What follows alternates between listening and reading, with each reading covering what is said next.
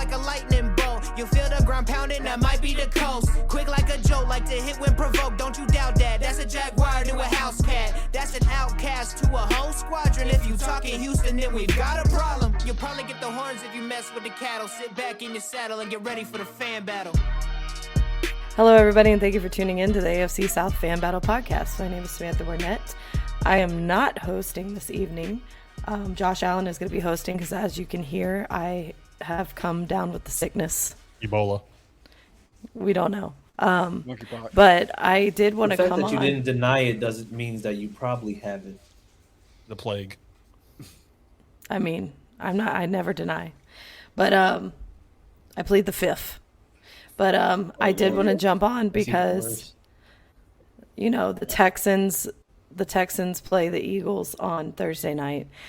And, you know, normally on AFC South Fan Battle, when we make bets, we normally bet to charity, bet for charities, things like that.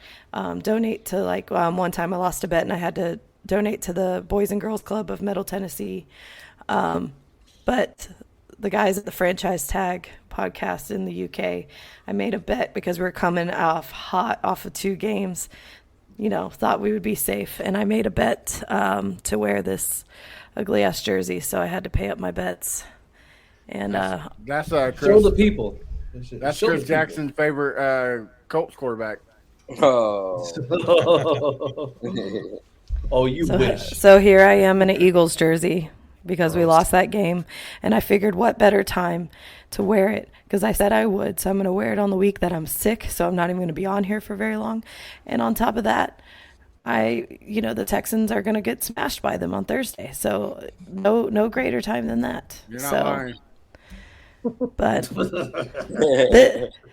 listen, I'll go ahead and just get the hard part over with before we bring in Josh. I do want to give a shout out to our sponsor. This lost bet is brought to you by Manscaped, okay?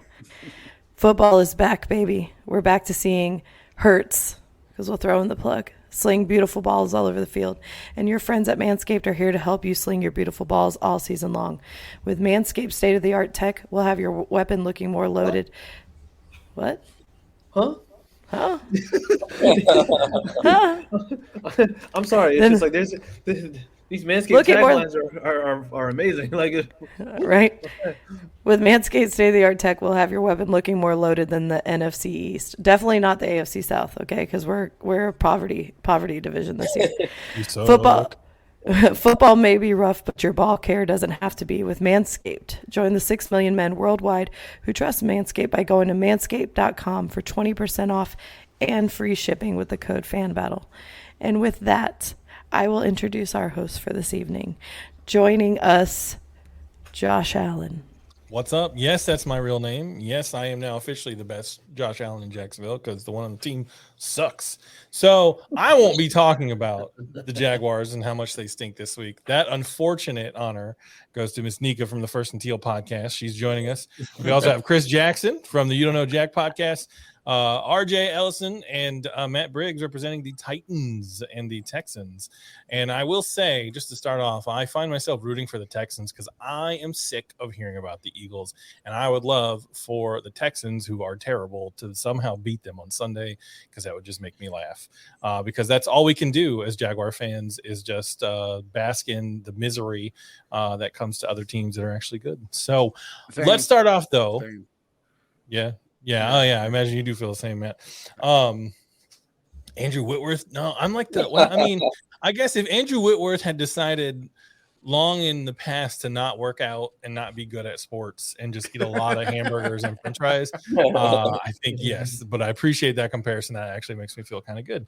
He's talking about the lineman from the Rams, right? Is that what he's talking about? Yep, yeah. Who just retired. I think he's on the Thursday night football broadcast now. I forget which primetime games he's doing.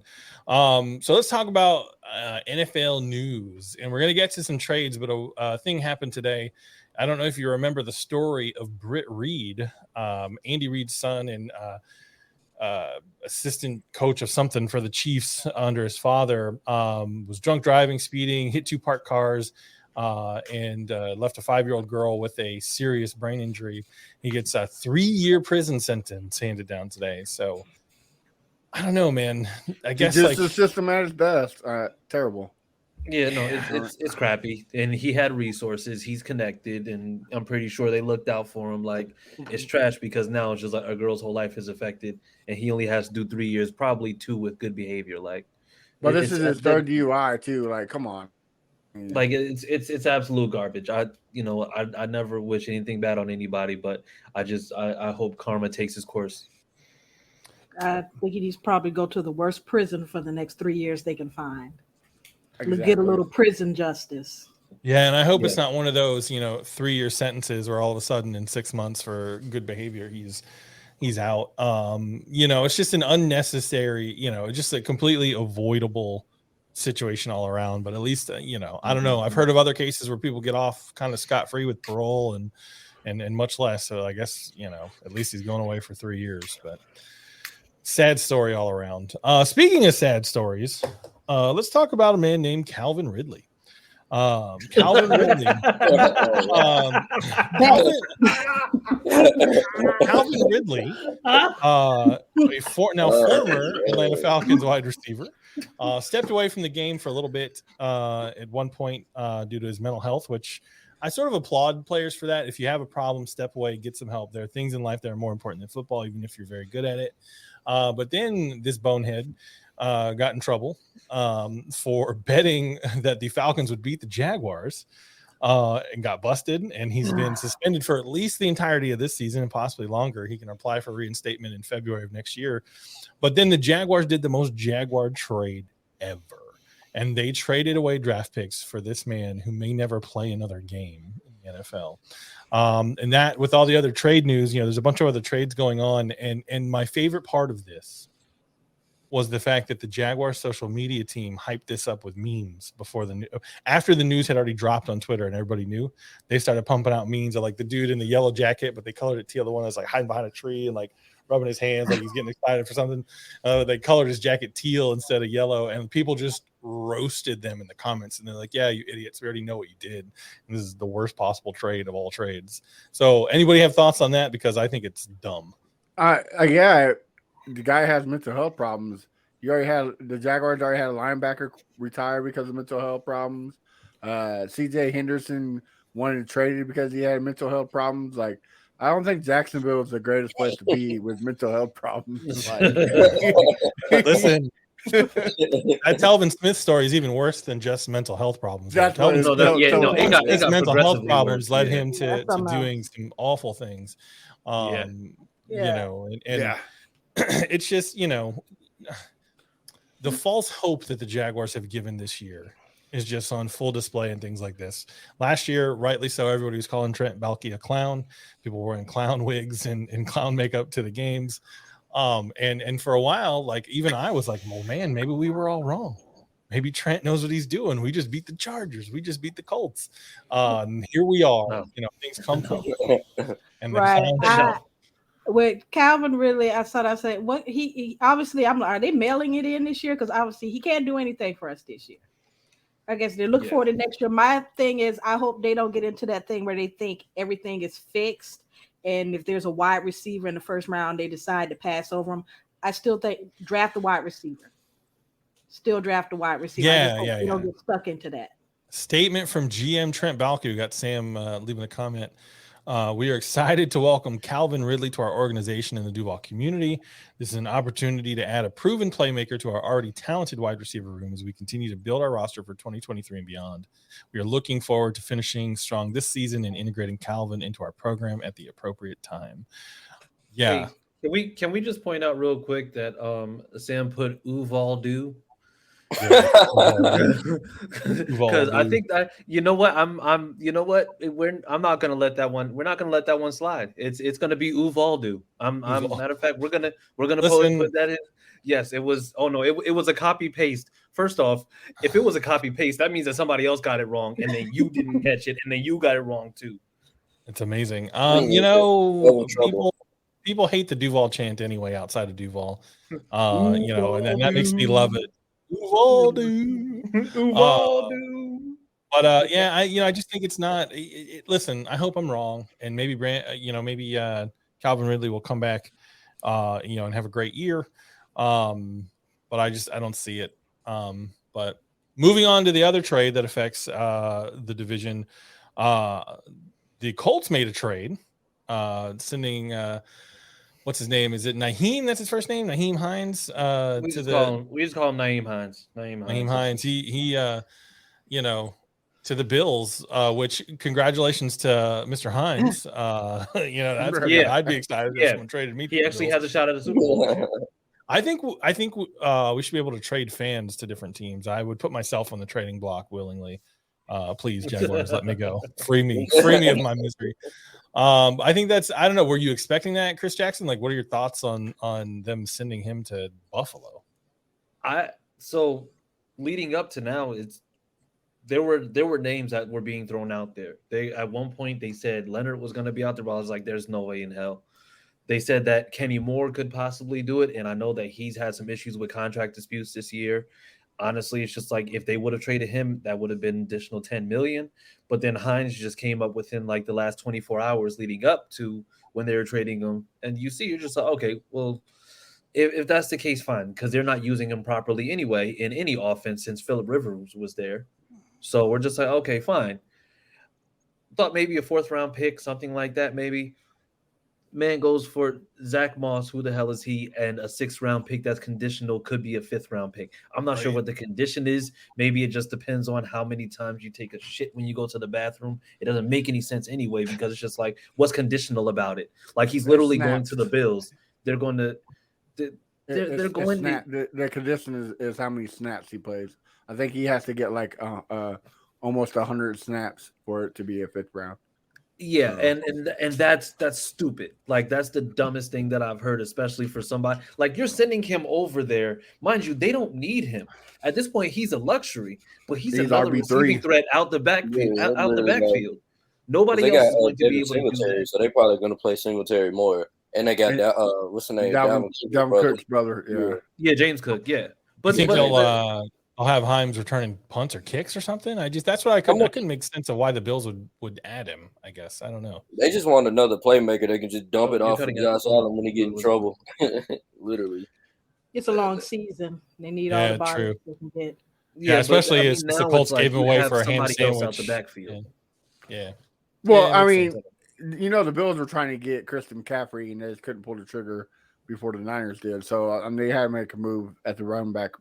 And I guess that's the second best running back they could get. So more power. Bless you. Sorry about that. I feel like Kareem Hunt would have been a better pickup for them. That's my opinion. If I was the Bills, I would have went out to Kareem Hunt. Yeah. Yeah, I think I don't know. It seems like the Bills got Himes for a good price, I guess. Or good value or whatever. But interesting, much like a lot of the other trades, we'll see how it pans out. How's James Robinson going to do in New York, and how's Himes going to do in Buffalo, and I don't know. We'll see. It's just honestly, I don't like the trade. I think this is another one of Chris Ballard's screw ups when it comes to this, because this is like you could have gotten so much more, and yet you get a running back that probably won't be on the roster in next year, and a 6th-round pick for a player that is probably going to end up going to a Super Bowl now. Like, good, fantastic. Yeah, like I said, congrats to Hines. Let's talk now about a trade that didn't happen that is making some splashes, and this involves you, Mr. Briggs, or your team at least. Brandon Cooks, which, first of all, who spells the name Brandon with an I-N on the end? We can talk about that at a different time because, I don't know what they were thinking there. But Brandon Cooks seems to be very upset. He's tweeted what sounded like a weird sort of veiled, not like physical violence threat, but he threatened to not cover up for lies anymore from the team or something. Told him not to play with his career. Did you expect the Texans to get a trade done for Cooks or? Yes, like half the league wanted him. The problem, what came down to was he's owned like 18 guaranteed. So a lot of teams wanted the Texans to eat up most of that cap. And of course, the Texans. I mean, the ball was in the Texans' court, so they're like, no. So I mean, I can see why the Texans didn't do it, but he has been unhappy since Jack Easterby left. He was a big Jack Easterby guy. Really? Yes. Jack Easterby's the one who brought him here. Him and Camus Gregor Hill. That's why he left. That's why he got released. So he was in tears when they fired Jack Easterby. So it's been going downhill ever since. Look, the guy every 3 years, every team he's been on, the third year, it strikes midnight and he turns back into a pumpkin. He's not good. So it's time for us to move on from him. We're in the rebuild mode, so why not get teams were offering the second round picks. I wish we would have pulled it because we need. Well, we already got 3 second rounds, but I'll take 4. But yeah, So do you think Cooks has legitimate gripes with the team? Like, is he or whatever problem he has? Is it is it? Yes. Yeah. He's to the point where the rumors are he is going to sit out the rest of the season. That would be wild. Yeah. An in-game holdout or Jalen Ramsey back. Back injury. That's fine with me because that means he don't get paid and his contract's voided. So go ahead. That's fine. Yeah, it's a weird situation. I mean, you're a grown man being a crybaby. Go ahead. That's a cool story, bro. Yeah, I guess that's what I'm trying to figure out. Like, are his gripes legitimate enough where like him chirping like that is warranted, or is he sort of pouting a little too much? Like some players in the past have done.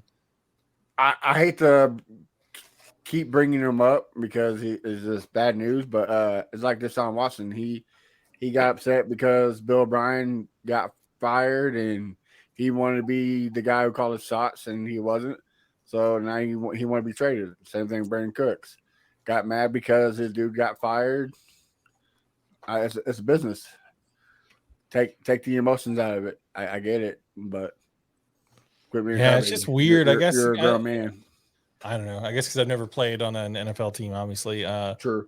A player being that attached to a general manager.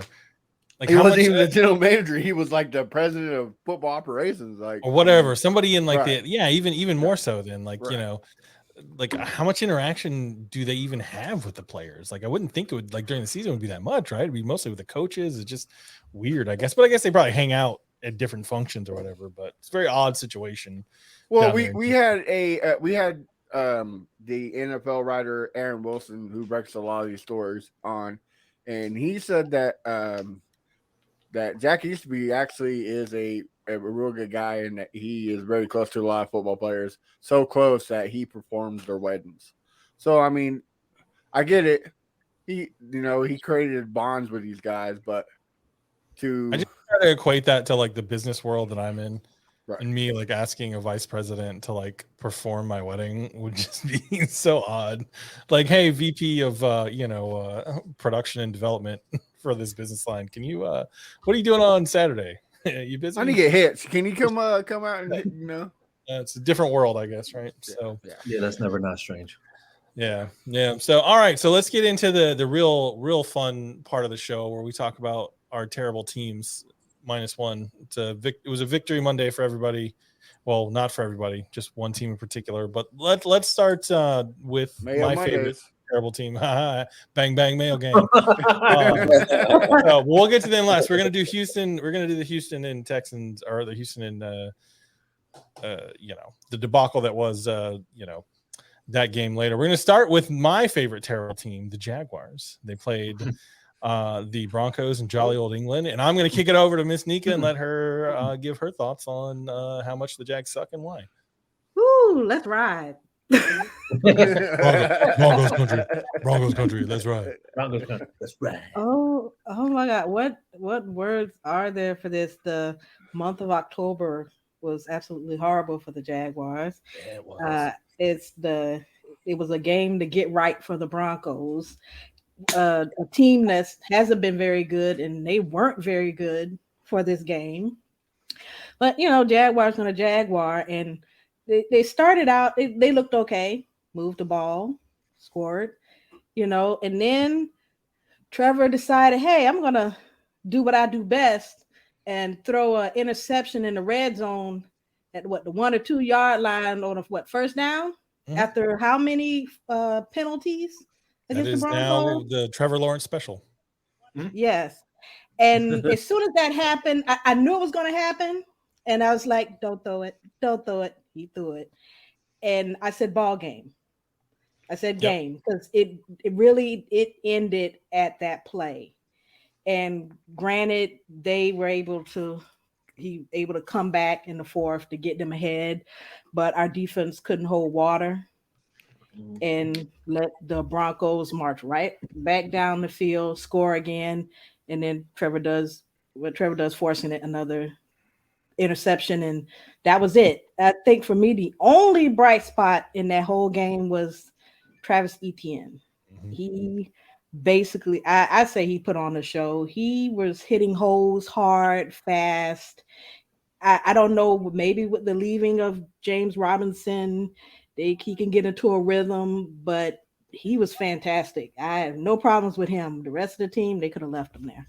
It's almost as though they should have, given him the ball in the red zone at the goal line. Yeah, in the red zone. Yeah, instead of letting Trevor throw it there, just let him run it. Just keep running it, run it, or kick the field goal. But then sometimes Dougie P's decisions I have to question. I guess he doesn't have that much faith in our kicker. I don't get it. Yeah, I don't get that either. Yeah. And they waited for this guy to get him on the team after the season started or whatnot. So there's no trust in the kicking game. Don't trust the wide receivers past 20 yards. It's like they're figured out. I don't see any adjustments. They like to do the quick tempo on the defense, and the defense just seems like we can't keep up.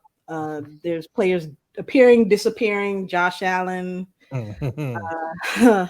Sometimes Trayvon Walker, though he did get a sack. Arden Key showed up. It's just so inconsistent on both ends. I'll tell you when they went up in the fourth quarter, I was texting some people and I sent a bunch of messages. I said, they're going to lose. I said, what do you mean? Your team's up. I said, watch. I said, the defense is going to let them drive down the field, and the Broncos are going to win this game. So mark my words. This is what happens every time. And everyone tells me I'm a hater. And what happened? Though on that last drive, the Jaguars defense couldn't have guarded my grandma.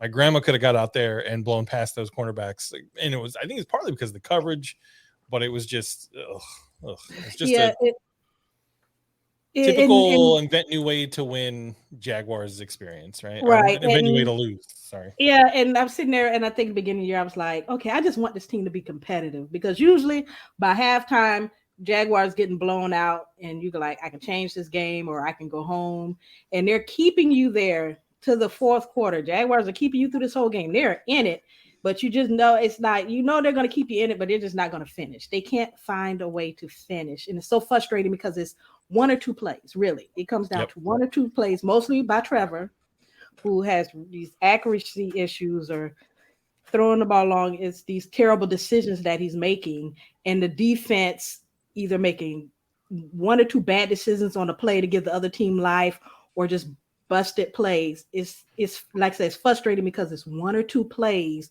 where this team could be above 500. Yeah, and it's the overall lack of pressure by the defensive line too. Like they all disappear.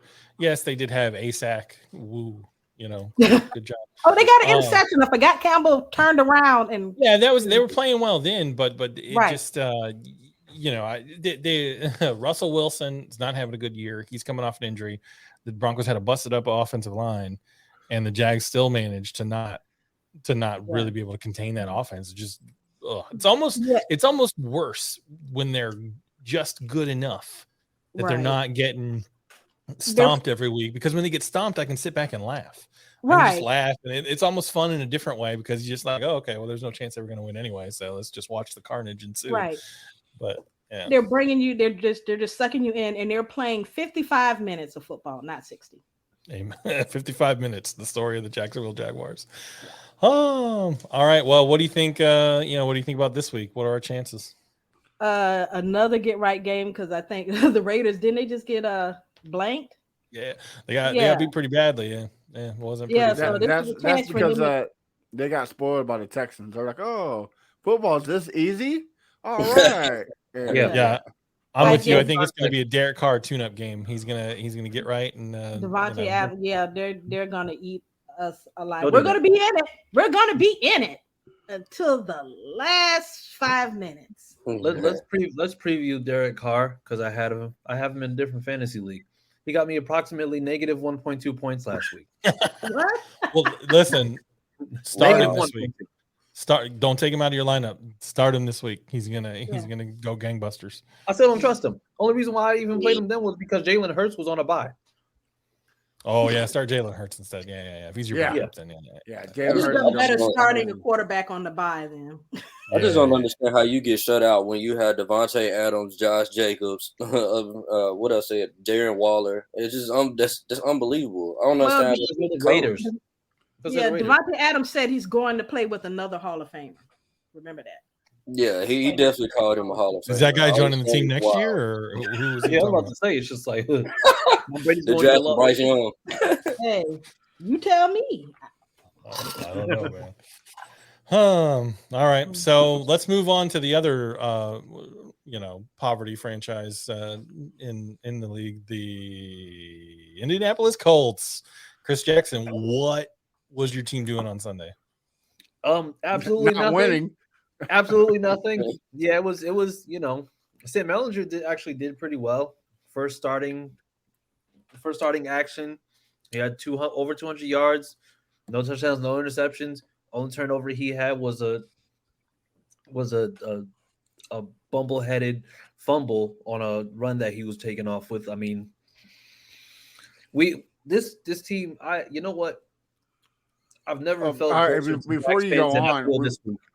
Hey, before you go on, we forgot to mention the news that the Colts have fired their offensive coordinator, Brady, for the season today. Yeah. Teflon Frank Reich. They fired the wrong guy on offense. It definitely should have been Frank Reich. Like, there's no way he's calling them plays. There's no way he's calling them. Like I said this in our Colts group chat. I was like, this is literally giving me flashbacks of when they fired Pep Hamilton and kept Chuck Pagano, and then Chuck Pagano just got worse from there.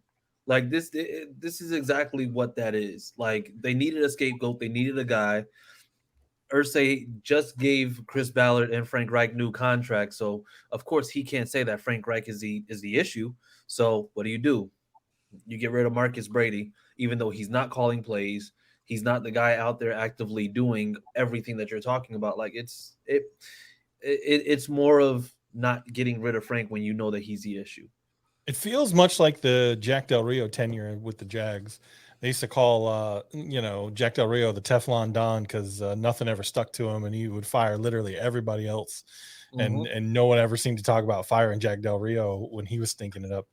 But that's immediately what I thought of when I said, "Oh, Frank Reich, you dog, you found a way to wiggle right off the hook and fire somebody else, man." Just wild. Yeah, it's the dumbest thing because Marcus Brady he's not responsible for that play calling.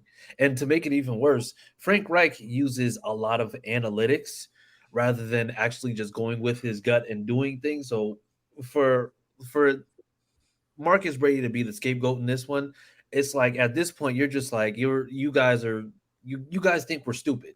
Like you really think that we're stupid, like we don't see what's going on. Like why is Frank still here when you know for a fact that he gave up there was another game where we legit didn't score over 20 points. We were able to force turnovers. Like your defense didn't play all that badly, really, to be honest. Like it really didn't. Even like the very last play, and I know Stephon Gilmore got a lot of heat because of, that catch by Terry McLaurin was he outmuscled him. Yeah. But it was the pass rush didn't get there.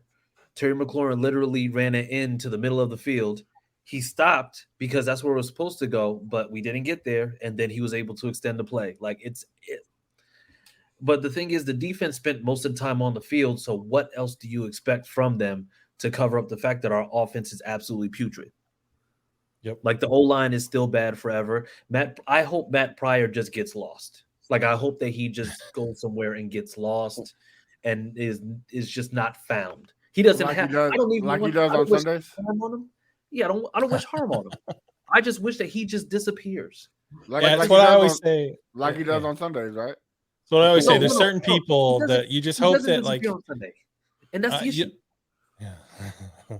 Yeah, I hope certain people win the lottery, right? And I hope they just decide to retire and go away.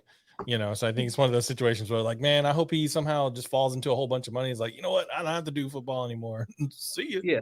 Like I mean, I understand that, being an offensive lineman is a tough job because you're in the trenches and you're basically having to block certain guys.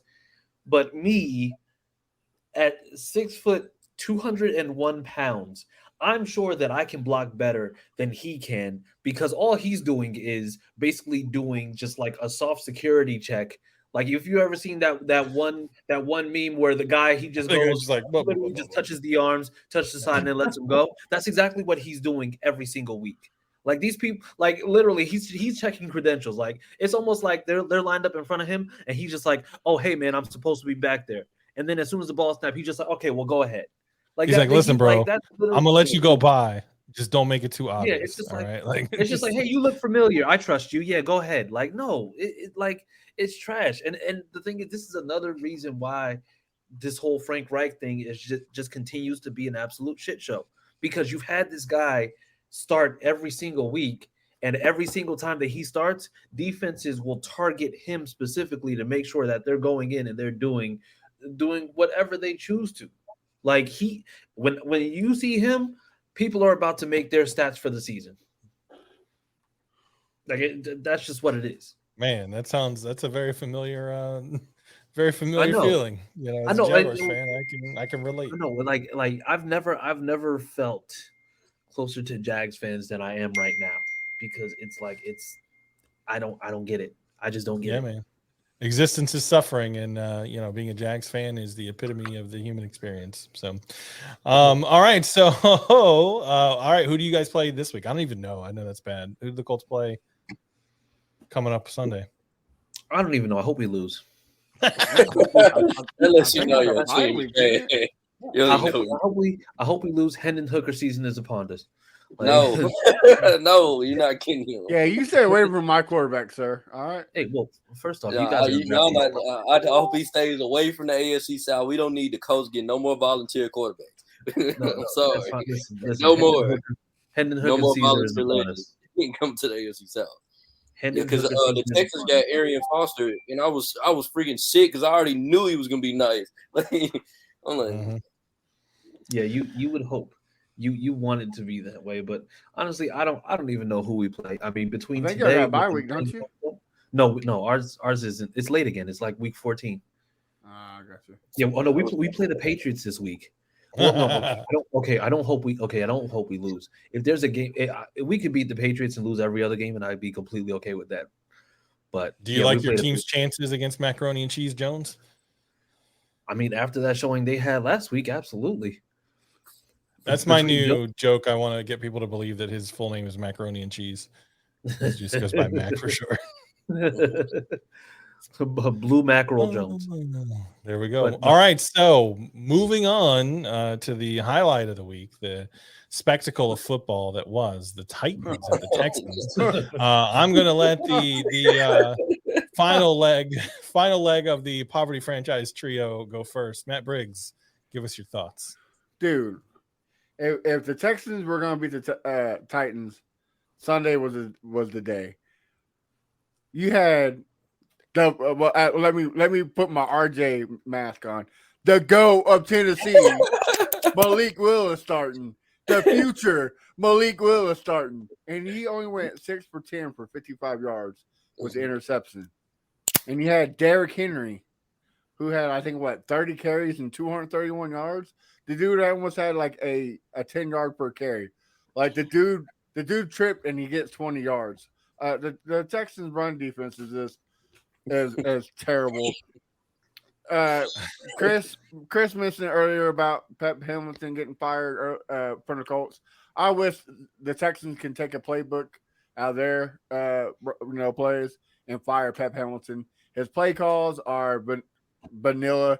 Like, let's run up the middle 9 times a game and let's see what happens. Nothing happens, sir. Third and 1. The whole stadium, their mama, everybody, even the blind know what's going to happen. Oh, 3rd and 1, they're going to run up the middle. Watch. Sure enough, Third one, David Pierce runs up the middle and loses 5 yards. Like, come on. That's I don't know, literally man. Look, And Damian Pierce is a good back, but like how much but, how much can you expect that man to do, right? Like, Right. But look, this is where I hate to say it. Vrabel is a great coach. He's a great game planner. He knows where Damian Pierce signs, and that's running up the middle. And they stopped it. But you know where Damian Pierce had some big runs? Was outside to the edge. So give him the ball on the stretch play. Give it to a toss. Like, quit running up the freaking middle, please. I don't get it. Operation butt crack. I'm telling you. I was like, hold on. Did the Texans trade for Leonard Fournette? Like, what's going on? But look, Davis Mills was looking good the first drive, and then he threw that interception. And when he threw that interception, I don't know what the hell he went. I guess he went to the locker room and didn't tell nobody on the team because he just went to shit. Like he terrible. Yeah, long neck Trevor Lawrence strikes again. Yeah. Like I don't want no Bryce Young. I don't want no CJ Stroud because I think they're the next Mac Jones and Justin Fields. So I don't want nothing to part of them. Like Josh says, macaroni and cheese. I don't want none of them. All right. I want Hooker. I want a guy at 3rd round, 4th round. I want Hendon Hooker. I don't want to spend a 1st round pick. I want defense. I don't want Derrick Henry having 400 yards a game against us. Like, come on, dude. Yeah, Derrick Henry's one of those backs. It does feel like even when he just falls down, he gets 14 yards. It's Dude, like he fell over. How did he go that far? Like, well, when you're 7'3" and 400 pounds, I mean, you can do that. But man, I don't know. And with all that happening, if Davis Mills just showed up a little bit, we could have won the game still. But no, we had to let. Sam said, "God, we all suck." Yes, we do. Yeah, we all suck. We all suck. And that's not like Nika. Like I think this was our first blowout because it was a blowout until garbage time. But like she said, the Texans keep you in it where you keep watching, and you're like, "Oh, I know we're gonna lose, but I gotta keep watching." Like, why? Just lose already. Like, the season's over. Fuck it. Let's go 1st round pick. So I have a rule. Like, if the Jags go down by 2 scores at any point, I record the rest of the game and I watch Red Zone channel so that I don't get too angry. And the Jaguars are making me more angry now because they haven't gone down by 2 scores at any point. And I'm just like, will you please release me from this pain? I don't. That's what I'm saying, Josh. Like, it was 17-3. I was like, oh, the Texans are, if I turn this game off, the Texans are going to do something and then magically start winning the game. And I'm like, on this side of the AFC South, I don't know what the fuck happened because I turned the game off. So, like, I'm damned if I do, damned if I don't. It's like, come on, man. I'm just glad I didn't bet nobody. So there's that. I didn't want to wear no Titans jersey like Sam. So, all right. Yeah. Yeah, I don't bet to wear another team's gear. We talked about that before the show started. But all right, so before we go to RJ and let him bask in his team's victory, I will say that Davis Mills does remind me of, like, if Trevor Lawrence's mama was a brontosaurus, then Davis Mills is what Trevor Lawrence would have been. It's just he's the same from a statistical as far as a performance on the on the field. He's the same dude. So all right, RJ, it's your time to bask in the glory of the garbage, being the king of the garbage heap. So tell us how tickled you were with your team's performance on Sunday. Well, first off, we're gonna talk about the good and the bad because there was a lot of good. I mean, I ain't gonna say it wasn't very. I mean, it was probably like 2 things that was good and a bunch of that was bad. I mean, what I can say about this Titans team, I mean, like I said 4 shows ago, but probably like the past couple shows, this team isn't talented. To me, I don't think this team's talented. They got blessed. They got blessed to being in the AFC South. Yeah, the only reason why they have a winning record. Just blessed to be that and their coach. They're the best of the worst. Yeah, like, I mean, granted, I'm always I'd be happy when we win, but at the same time, I know, like, when we play the Bills or Chiefs, we gonna get our Chiefs clout. Like, y'all could be close. Well, y'all are 5-2 now, right? Yeah, like I mean, granted, I want them to get the number 1 seed because I mean that who doesn't want that? You know what I'm saying? But at the same time, hold on, but you're 5-2 and you're 3-0 in the division. So 3 of those wins came from the South. Yeah, so, exactly. Yeah, you're welcome that we suck so bad you're in first place. You're welcome. Exactly. You got 2 more guaranteed wins on the schedule too. Like I told you, I'm gonna be realistic on this chat. Like we're the only reason our record looks good is because our division is terrible. Like and literally the Colts, played us the Jags. I mean, the Jags. I mean, we still got 2 games against the Jags, but we count them as wins because I just don't think they're gonna be able to beat this defense. Like it's like no offense. I'm not look. I ain't coming for saying that y'all are bad or anything. I just know we have a good defense, but our offense is pure garbage. Like, it's all Henry. And like, granted, let me talk about Derrick Henry. I mean, dude is a Hall of Fame running back. If you don't think he's a Hall of Fame running back, then you're clearly just a hater. Like I've never seen a running back run like him. Like it literally the whole defense know that he's getting the ball and they can't stop him. Like literally the Texans. Their run defense was so bad. It was to the point we didn't even throw the ball Malik Willis anymore. We just ran the whole second half. We was running on 3rd and 9. Like who runs on 3rd and 9 and get the first down? people who have Derrick Henry on their team. That's who. Like I was like, man, I feel sorry to be a Texas fan. This is probably one of the worst football games I ever watched, and my team's gonna win it. Like I'm like, this is terrible.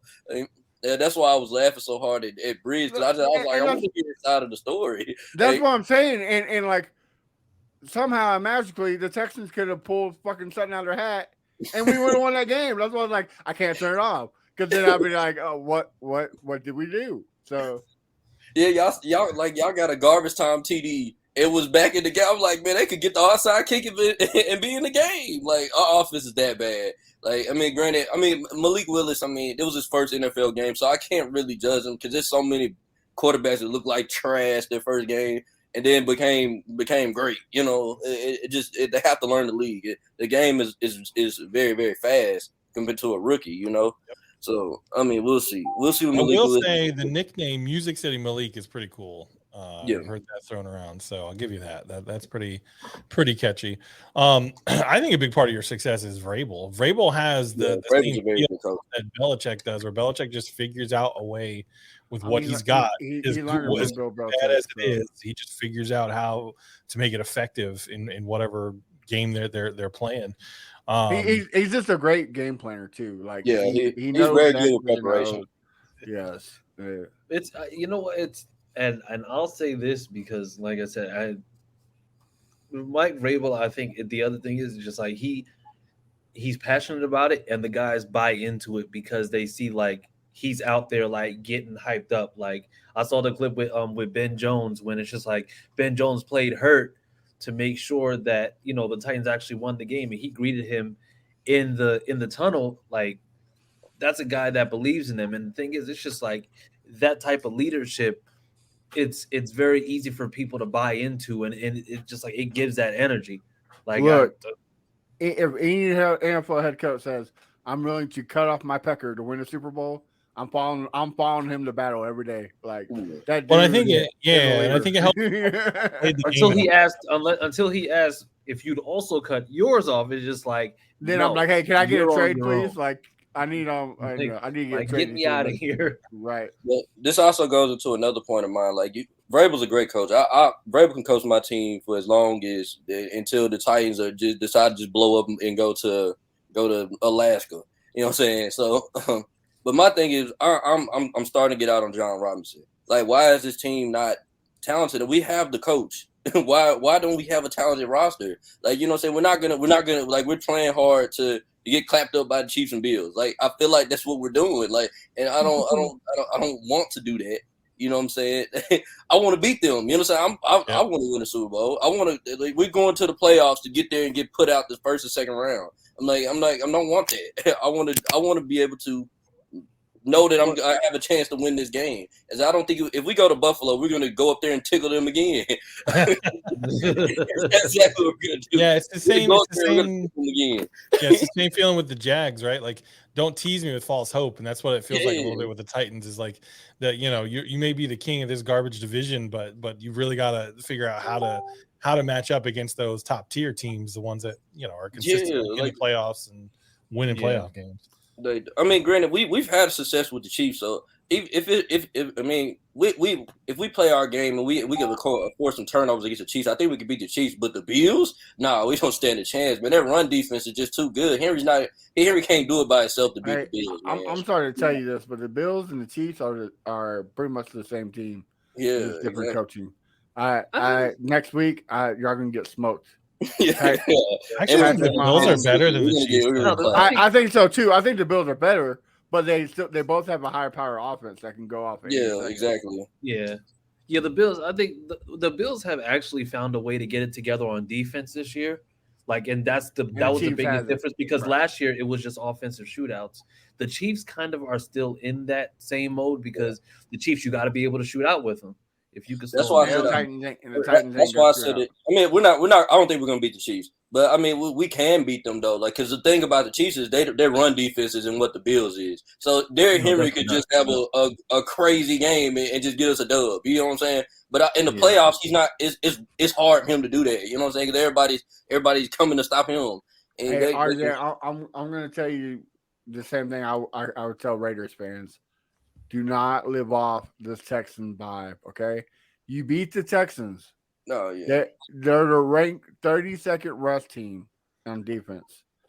Don't think you're going to go against the Chiefs and run for 231 yards. No. Because it's not going to happen. Look at Josh Jacobs. But the other thing, I guess that I have a question about is I know that you guys have beaten the Chiefs. Last year you beat the Chiefs. But the other difference is that you had wide receivers that you kind of had to respect too. And the thing is, this year it's just you kind of you don't necessarily have that. So I mean, it's not necessarily they definitely don't have that. We don't. I was being generous. I was being nice about it. All right. Just wait till the Hamburglar comes back. I've already said this. This stuff that we're talking about, I've said this in week 2. I was like, our receivers, these ain't gonna get it done. All they're gonna do is just sit there and run commit on Madden to try to stop Derrick Henry. That's all they're gonna do. Y'all should have traded for DJ Moore. Y'all should have pulled the trigger. I said that too. I wanted Chase Claypool. I was like, at least if we get Chase Claypool, they're not gonna just run commit. You know what I'm saying? I just don't. I don't get it. I might be. You know what I'm saying? I may be questioning John Robinson. He's done a lot for this franchise, but I don't know. He's just not getting us He's not getting us where we need to go. I don't know. Maybe it's just me. No, I think that's the one thing I love about the Titans is that you can almost guarantee they're going to lose early in the playoffs. Exactly, and that's the one thing I enjoy about that team. We can laugh at their pain and misery. My only advice to you is if your team does get a wide receiver, you should probably get one that actually isn't suspended and can play this year. That would be just pass that along the folks that run your squad. So. Who do you guys is the Chiefs? That's your next game, isn't it? Yeah, we play the Chiefs on Sunday. Chiefs coming off a bye week too. Yeah, we're finna get clapped. And they just added another speed weapon to their team. And Tony. Listen, let's just hope it's not one of those games where the Chiefs run out of fireworks for their scoreboard, right? Hey, fuck off, Josh. I'm already hurting. All right, why you have to bring up painful memory like that? God. It happened when the Jags played them too. Hey, Jalen Ramsey said, "If they want the smoke, that'll get there." And then guess what? Oh, it got there. All the smoke from the fireworks they kept lighting off as they were. I thought you were taking a jab at the 24-0. Yes, that also, yeah, that too. But both, yes, both. Your team sucks, and so does mine. So there you go. All right, well, I think we're pretty much done. Anybody got any final closing thoughts before we end this sadness that is the AFC South? Yes, Texans and Eagles Thursday night at Houston. I'm flying down that day to watch it. So if anybody wants to tailgate, we'll be in the Platinum lot with some sports hosts from 610, Biggie Fig. So some good times if you're going to be there. If you don't want to put up with the misery, I get it. You're going to the game. Oh, yes. Nice! Congrats. Yes. I hope no one spills ketchup on the seats in front of you, and that the ketchup doesn't bake in the sun. I'm going to pay money. I'm going to pay money to watch the Astros on my phone. That's what I'm doing. Have you checked the score of that game? Yes, Houston period has let me down. The Astros last time I looked at it, y'all was up 4-0. What's the score now? Wait, Philly never. 7-0. Look, 7-0. the Texans let me down. The Astros let me down, and they couldn't let my favorite Migo live. Come on, guys. What are you doing under in here? Yeah, man, that's crazy. Come on. Get your stuff together.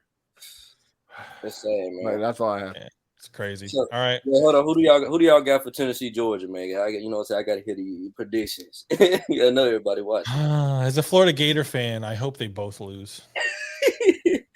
Georgia. I want Georgia to win, so Hooker's. Yeah, I think I'm going to root for Georgia in that game. Georgia. Yeah, I want Georgia to win so that Hooker will go ahead and slide a little bit because he can leave my quarterback alone, bro. Like he's coming to Houston, all right? Yeah, man. Your quarterback is Will Levis. Yeah, I hope he go to he need to go to the Redskins or he need to go to the Vikings or something, man. I'm telling you, he go to a team with a stacked roster, like he gonna be a problem. Right? Hey, listen, you just wait until Davis Mills walks up to Nick Caserio, towering over him with that 3-foot long neck, and be like, "Ain't no next man up, I'm it." That's No, man, that's what Sam Ellinger gonna do, man. He trying to play to be the starting quarterback next year. I mean, if you hear from Colts fans, play to be the backup quarterback. If you hear from Colts fans, he's been training with Patrick Mahomes, so he's the next Mahomes. I had a coach guy. He just bought a Sam Ellinger jersey. I was like, bro, don't buy that jersey, man. Who did that? Yeah, one of my Colts fans I know, man. I'm in a group chat with Jaguars and Colts fans. Yeah. No. Anybody remember Tony Pashos? The only Titan fan. Huh? Tony who? Tony Pashos. He played for the Jags for a little bit. I bought a Tony Pashos jersey just because I knew it would be literally the only Tony Pashos jersey in the entire stadium. That's why I'm either gonna buy like my own name on the back of the jersey, or just random like players that are just no-name players. I want to have like a collection of jerseys of like, wait, when did he play for the team? Like, oh, he played, games 6 through 12 of the 2016 season. I got a John Simon jersey, so I feel you. All right, so Matt Briggs, where can we find you online? Yeah, you can find me at Texans Suck Big Ball. No, I'm kidding. Find me at A1 Day 1 Texans, and you can catch us on Wednesdays 8:30 Central PM Texans Fan Battle, where you can see 3 grown men crying like Brendan Cooks does. All right, RJ, where can we find you? Catch me on Twitter with me and Leonard Firestone on the way to starting the podcast finally. Trying to get this. I know, right? But yeah, you catch me on Twitter, Facebook, the AFC South Fan Battle. I'm in there always joking on the Colts all the time and, hyping up the Titans. Yeah, can't wait for the Mayo Gang podcast to start. All right, Nika, where can we find you? Bang, bang, Mayo Gang. You can find me and my co-host Shayla at First and Till on Twitter, Instagram, Facebook, links in the bio to our podcast. And you can also find me on Twitter at Nika989. There we go. All right, Chris Jackson. Yep, at CJ Colts Fan on Twitter, and you can find us on Tuesdays at 9:00 p.m. Eastern time for You Don't Know Jack podcast. We will be going live tomorrow, since of course the kiddies had to go out for Halloween yesterday, so push us a day back. But generally, we're on Tuesdays, 9:00 p.m. Eastern Standard Time. All right, I'm Josh Allen. You can find me on Twitter, Josh Gives Up, and on the Jaguar. Also, sometimes on Tuesdays and sometimes on Thursdays, depending on what all is happening with my co-host Matt Grieve. And that's it for this week's Factory of Sadness. That is the AFC South. So, catch you guys by the next way, week. hey, really quickly, just don't forget to plug Sam loves Jalen Ramsey. All right, everybody, have a great night.